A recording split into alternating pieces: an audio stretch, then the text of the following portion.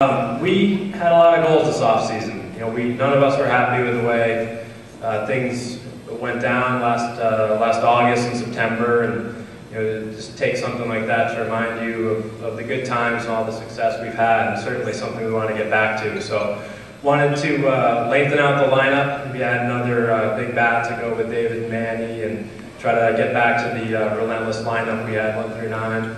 Wanted to add a elite starting pitcher to our starting rotation, and have one of the best rotations in baseball. Wanted to add a lot of quality arms to the bullpen, which we think we did, and improve the outfield defense a little bit.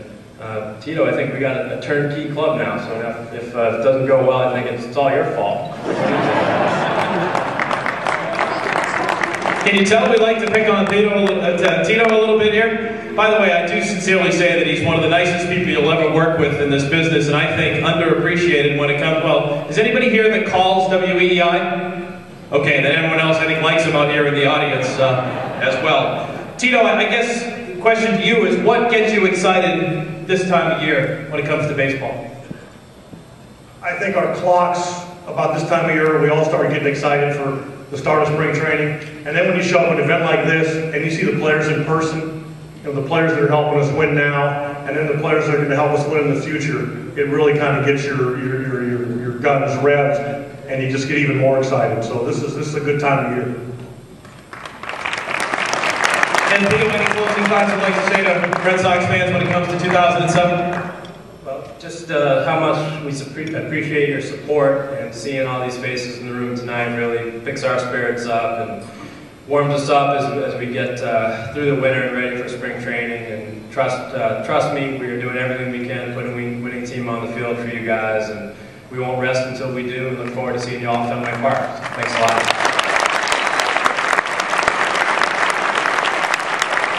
And Terry, any thoughts you'd like to give? Closing remarks? I have 3 things. The first thing is we have a new pitching coach, John Farrell. So for all you people that are in the 3rd row that tell me how much I suck when I leave the dugout, he's the pitching coach. The second thing is go Pats, and the 3rd thing is 36 days till pitches and catches. Have a fun night.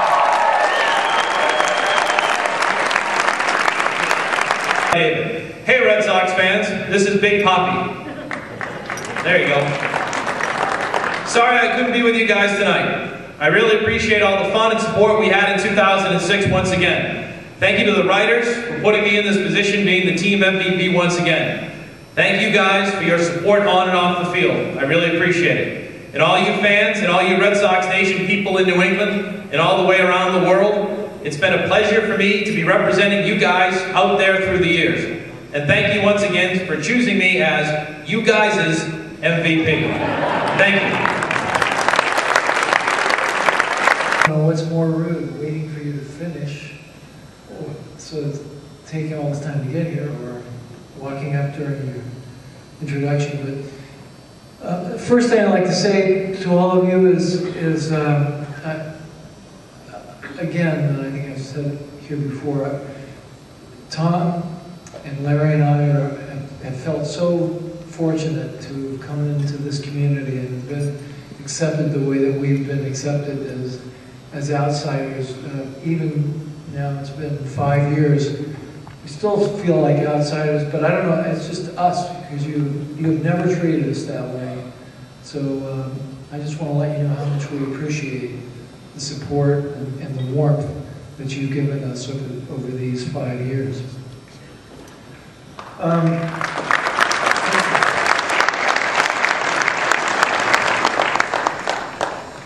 Usually this time of year we have owners meetings, so it's not that often that I am able to come here, but I really appreciate the invitation by the writers, and I think that very few of you realize how tough their job is in trying to cover this team, and how important it is that we're able to help give through them sort of the story of what goes on inside the Red Sox. You guys are really the lens through which people perceive the Red Sox, and tell you that internally when we talk about it, I know every once in a while there are things that occur where we don't always agree with you, you don't always agree with us, but we have tremendous respect for the writers of Boston. The writers of Boston stack up as well or better than any in the country. So this is really an august group of writers, and I'm proud to be in Boston, proud to be associated with them. David wished he could have been here tonight. He's spending several weeks in the Dominican where he's putting on a charity softball game and a golf tournament, a further indication of why David is an MVP in every way. That was no more evident than 2006, when David led the American League with 54 home runs and 137 RBIs. His pursuit of Jimmy Fox's club record of 50 home runs, a mark that had stood for 67 years, was realized on a memorable night in September. I think almost all of us remember, when he hit numbers 51 and 52 against the Minnesota Twins at Fenway. Off the field, David has worked tirelessly to raise funds for the Hospital General de la Plaza de la Salud in his native Santo Domingo, so that children could receive life-saving heart surgeries. He auctioned the balls he hit for his 50th and 52nd home runs for this cause. And the charity events he is sponsoring this month in Dominican will raise even more funds. When Tom and Larry and Theo and I went to Los Angeles to have dinner with Daisuke Matsuzaka, I think it was Theo who asked him, what hitter would you most like to face in the major leagues? And he said, David Ortiz, which worried us actually. At the time, that was maybe not a good signal, you know. That night, I think both sides, everybody, were all looking for whatever signals we could get as to what might be taking place there. But David means so much to this organization. He's the face of the organization now, and we could not ask for any human being to be a better representative of the Boston Red Sox than David is throughout the world. And so, how about giving it up for David tonight? Thank you. And the Red Sox Fireman of the Year. And in 2006, he is 4-2 with a .92 ERA, 35 saves, was an all-star. It was fun to watch. You gotta be careful, he's behind me. It was fun to watch and follow at the All-Star game. He was like a kid in a candy store. He had a great time, and it was just fun to watch him come out of the bullpen, aka the Wild Thing. And it's hard to not be around Jonathan Papelbon and become infectious with what he represents in the game of baseball. He's a guy that absolutely loves the game, and you can see it every time he's out on the mound and every time he's around the dugout. Ladies and gentlemen, Jonathan Papelbon.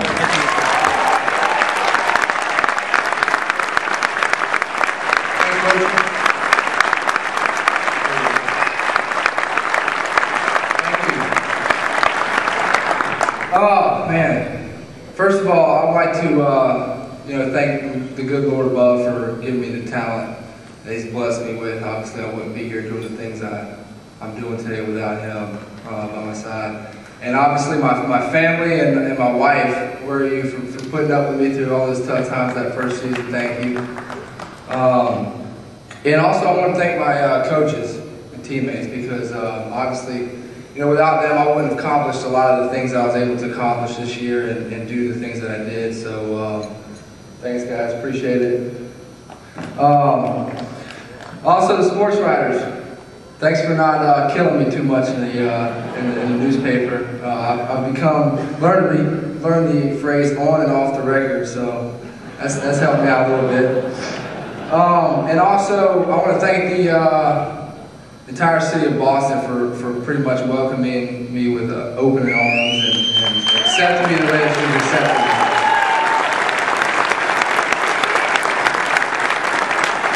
And finally, I guess I'll end with saying that I'm really excited for spring training and can't wait for it to happen. And I know we look good on paper, but we still got to go out there and prove some things. So thanks, guys. Rated programs. He took it. I give the guy credit for courage to be on a game show to begin with. The only two people I know is Ted Donato of the Bruins was on The Price is Right years ago. It was precious to watch him come on down. And the other one was to watch Schill at Radio City Music Hall on Jeopardy. It was one of the highlights of my career. I saw the Red Sox win the World Series. It was more fun watching Schill on Jeopardy. The comeback player of the award winner, comeback player of the year winner is Curt Schilling, 15-7, 3.97 ERA last year, 28 walks, 183 strikeouts. Ladies and gentlemen, Mr. Curt Schilling.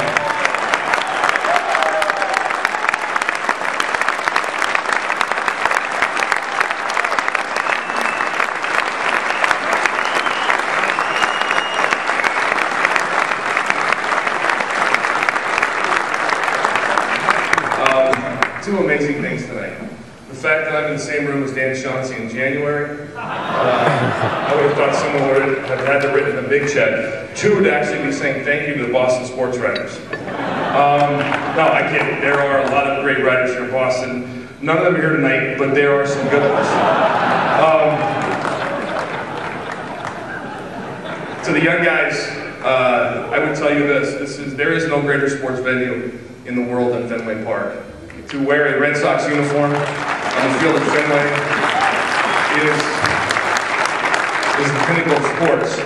All these clapping people here, if you don't bust your ass for them, it'll be the biggest nightmare of your life being on the field at Fenway Park. This is, without a doubt, when I look back after this final season on the 20 years of my big league career, this is, without a doubt, the organization that possessed the most integrity, the most character, the most pride of any of the franchises I played with. And it started at the top with Mr. Henry, Mr. Werner, to Theo, to the entire coaching staff, Sans the manager. And it is, I kid again. If anybody can rip on this guy, it's me. I've been with him since his first managerial game in the big leagues. I was the winning pitcher in his first game in the big leagues as a manager. It has been an honor for me to be a part of the things I've been a part of here.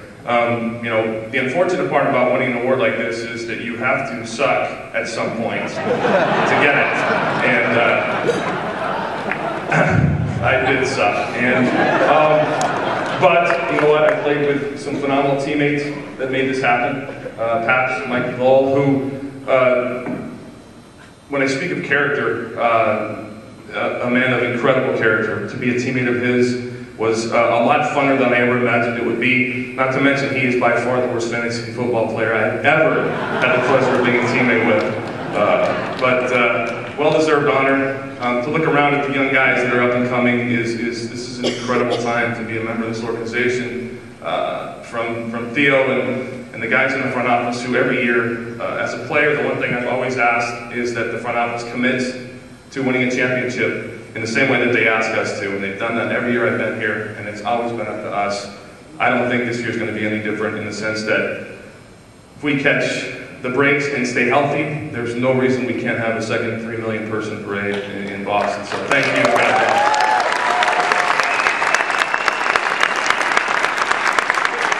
And I love my wife. I don't want to leave the guy not mentioning that.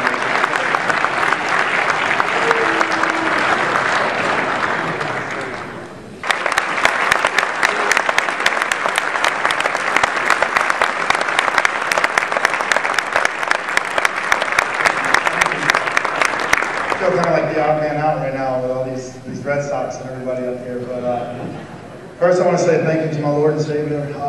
Without him, none of this could have been possible. My family, my support system, my mom and dad, thank you. The Phillies organization for giving me the shot. The Boston sports writers, thank you. This award really means a lot to me in the sense of, you know, like you said, Ted Williams and what he means not only to the Boston Red Sox, but to the world of baseball. and I'm kind of a history buff with baseball, so to be able to get an award named after a guy with such prestige and the way he carried himself in the game, to get an award after that is something truly special, and it really touched me right here. So I want to say thank you also to the city of Boston for not only just being, you know, great Red Sox fans, but just being great baseball fans in general, and accepting me in here. So with that being said, I thank you again, and you know, I hope that with Ted Williams watching to see me get this award or whatnot, that hopefully he would have been able to say that I would have wanted this kid on my team. So hopefully I can represent this award and go out and have another year. Thank you.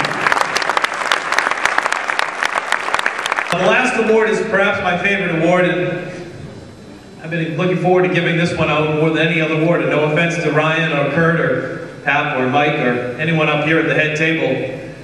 When I was doing a radio show back in the 90s with Steve Daloisio on WBZ, we were proud of the fact that we could be heard in, I think, 28 states and 5 provinces in Canada. And I'll never forget, one day we were kind of just shooting the breeze about anything and everything, and this man's name came up. And it was before the internet really exploded, and I just asked a harmless question, and Daloisio looked at me in 50 different ways like I was nuts, but said, how many people get through the winter thanks to the Sunday baseball notes column of Peter Gammons in the Boston Globe? Our phone lines lit up for 3 hours, and we got phone calls from not only the New England area, but Chicago and Florida and Canada, and we all felt the same way. I had the honor of doing the Cape Cod League All-Star game with him and Ken Coleman back in the early 90s, and I think there's not a writer up here or in the crowd that hasn't been touched at some way, at some point, by this man's kindness, and more so his knowledge, and just everything that he epitomizes of, I guess, how we want to be as far as how we go about doing our job. And I know I idolize him, and I'm not afraid to say that. The winner tonight of the Judge Emil Fuchs Award for long and meritorious service to the game, Peter Gammons. And here to introduce him is Chaz Scoggins.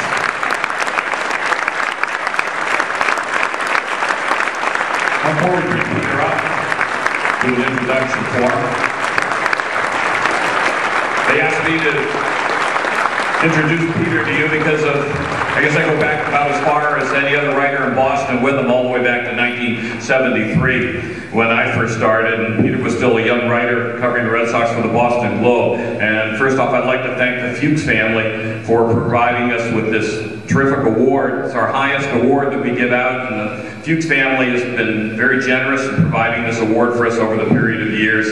And I've got to say that for everybody, Judge Emil Fuchs, the patriarch of the family, owned the Boston Braves back in the 1930s, and everybody who's ever come up to me and said he was a Boston Braves fan and not a Red Sox game, had actually gone to a Braves game, would have been the Red Sox that left Boston in 1953. Anyway, this is an award that traditionally goes to a player, and usually a player who's gone on to do some other things after his playing career, maybe become a general manager or a broadcaster. We have at times awarded it to people who were not players, such as Marvin Miller last year, Bud Selig in the past. But this is the first time we've ever given the Fuchs Award to a journalist.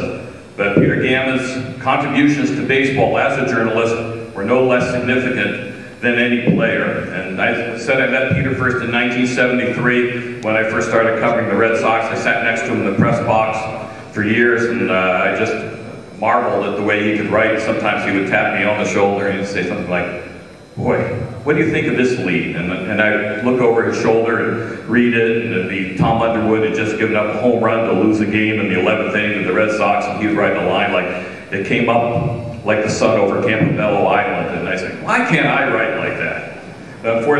Fortunately, really nobody can except Peter. He's a workaholic who slept about 3 hours a night and worked about 730 days a year. Still, I don't know how he keeps up that pace. A tireless and prolific writer, and I'd love to see all the stories that he wrote that the Globe never had room to publish, because I'll bet there's a Pulitzer or two in those personal archives. Baseball has always been a literary sport, spawning books, novels, essays, and poetry. But Peter Gammons was the first writer, and this is his niche, who turned the drudgery of baseball's day-to-day beat writing into literature. Hall of Fame writer Peter Gammons, our judge at Emil Fuchs Award winner.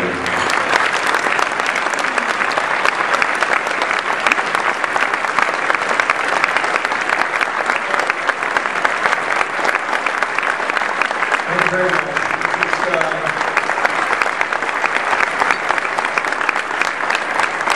39 years ago, this coming June, the day Robert F. Kennedy was assassinated, and I walked into the Boston Globe as a summer intern.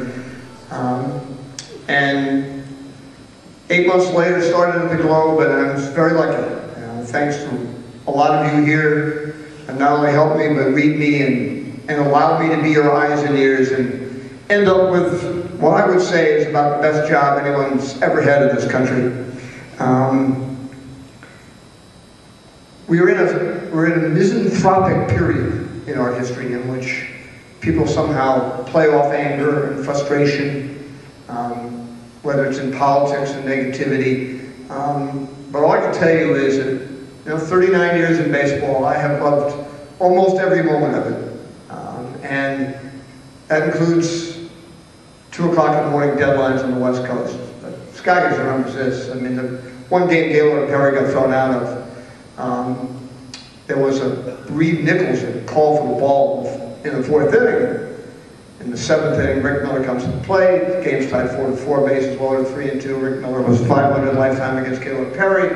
Ball drops like 2.5 feet. Dave Phillips and Steve Palermo threw him out of the game. As I say, the only time he's ever thrown out of the game. Well, Charlie and I were the only people who had to listen to Gaylord. I called the Globe. I had 18 minutes until the last deadline at 2 a.m. and I said, look, you're going to get quotes over the wire from Gaylord Perry. I have to know why Reed Nichols called for the ball. So Charlie and I went down there, a little runway there in the old ballpark in Seattle. And Reed, who was a little bit different, looked at us and said, well, he was standing in left field in the bottom of the 3rd inning, and a voice came from above and quoted whatever the scripture was, that no weapon formed against thee shall prosper. So he called for the ball, and God wanted Gaylord Perry thrown out one game for cheating, and he got it. I always believed in one thing, that I never had the right to dislike someone, because that warped my view of what you would read or listen. But I'm a human being, and I do have the right to like people. Someone yesterday said to me, how in the world did Jay Buhner get however many votes he got for the Hall of Fame? And I said, I don't know. I don't know who voted for him. I'm sure they had good reason. But I said, I am guilty. Okay? So go call your local talk show. I voted for 2 people that played 10 years in the major leagues and were friends, and I thought represented their game very well, and I just really wanted their grandchildren to be able to say someday, you know what, my grandfather got a vote for the Hall of Fame. And 2 of my best friends that I've ever known in the sport, one was Jerry Remy, and the other was Harold Reynolds. And you know what, I'm very proud that I voted for each one of them. And neither one of them were Hall of Fame players or Hall of Fame people.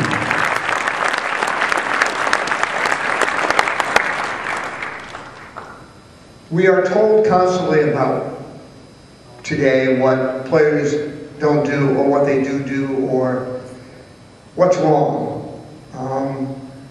And I can tell you, someone who's not here tonight, that I see a lot during the winter, because we go to the same gym and use the same trainer. But if all of you could just watch how David Ortiz treats people, most notable athletes, when they come into a gym, they have a little entourage, or they have a little separate. He's unbelievable. He talks to everybody. I mean, there's this one woman, she could drive anybody insane. This one morning she came in and she had this little thing with some drawings, and she wanted to invest in her clothing line that she was coming up with. And this friend of mine and I stood there and watched like 20 minutes, him be able to say, well, no, that's not something I can invest in, it's just something that my agent wouldn't let me do. And then for 20 minutes tell her how great her clothing line was. It made her feel she walked out of the gym, happiest person in the world. Well, you know what? That means something, when you could be David Ortiz and be able to do that for people. I just remember in 2002, I live on Cape Cod a lot of the year and go to a lot of games down there. And there was a guy who used to be with the Falmouth Commodores who had some sort of illness as a child. He'd been a bat boy for 25 years. His name was Arnie. And in the middle of the 2002 season, he came down, he was diagnosed with brain cancer. And within 72 hours, there was a duffel bag that arrived in the Falmouth clubhouse with an Angels uniform with his name on the back and all sorts of stuff sent by Darren Erstad and Adam Kennedy. And that was the year, you may remember, the Angels went to the World Series. And before Game 7, Erstad and Kennedy walked up to me and they said, you know, we know that in a couple of weeks you're going to be presenting Buck Showalter at the Cape Cod League Hall of Fame, and so you'll be speaking there. And I said, yes. And they said, well, could you do us a favor? This will be the last time Arnie ever goes to a public function. And could you just tell them that before we won the World Series, 2 hours before the game began, that Adam Kennedy and Darren Erstad were thinking about Arnie and praying for him. And I'm sorry, we don't run into people like that in everyday life in too many areas. I've always been very proud of baseball because it's represented this country and what it's always stood for, from the immigrants of the 19th century to one of the 5 most important men of the 20th century, Jackie Robinson, to Roberto Clemente and on down. And I think one of the things that, as a Red Sox season ticket holder, that makes me most proud of living in this city is not that this ownership won the World Series and ended the curse. It's not that what they've done in rebuilding the ballpark. It's not that they have maintained one of the highest payrolls in baseball. It's that their sense of the community and their understanding through the Red Sox Foundation and all they do in the city, that the Red Sox ownership has understood that it is far more important to be the heart of social conscience in the city of Boston than it is to win any World Series and end a curse. And I think I owe and we all owe a great debt of gratitude to these owners who came in here and have integrated themselves into the city more than any ownership in any sport in the city's history.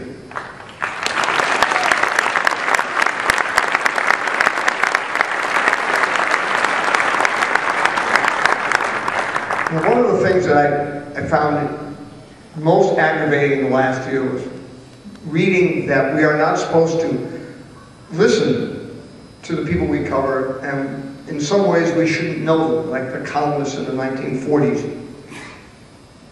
And it's one of the most preposterous concepts that I can think of over 39 years, because, you know, I mean, poor Hayward Sullivan, he was a wonderful man. I used to kill him in the club all the time, and that'd be that phone call at 10 of 7, like every time I'd rip it. But you know, it was terrific, because I could listen to him. He had his point. He had his right to say things to him, to me. We all have the right to be told that, you know, we might not be completely correct about what we wrote, what we said, what we think we believe very strongly.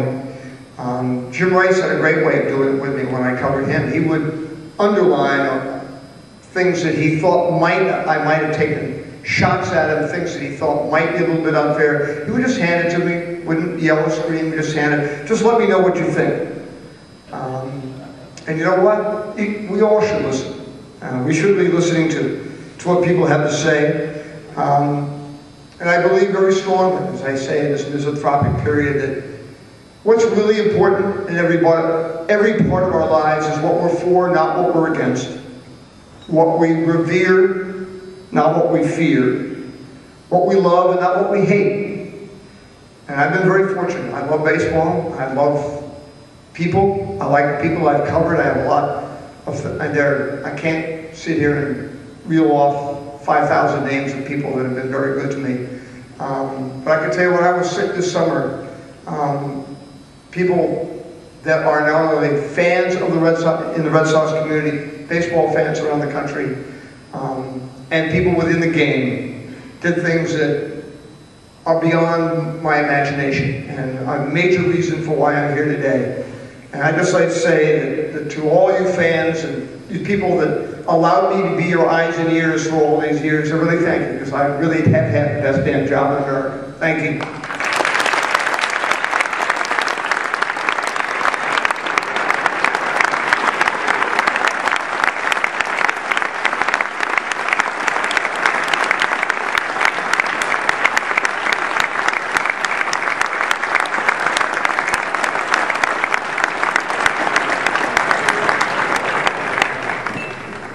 I think that'll do it.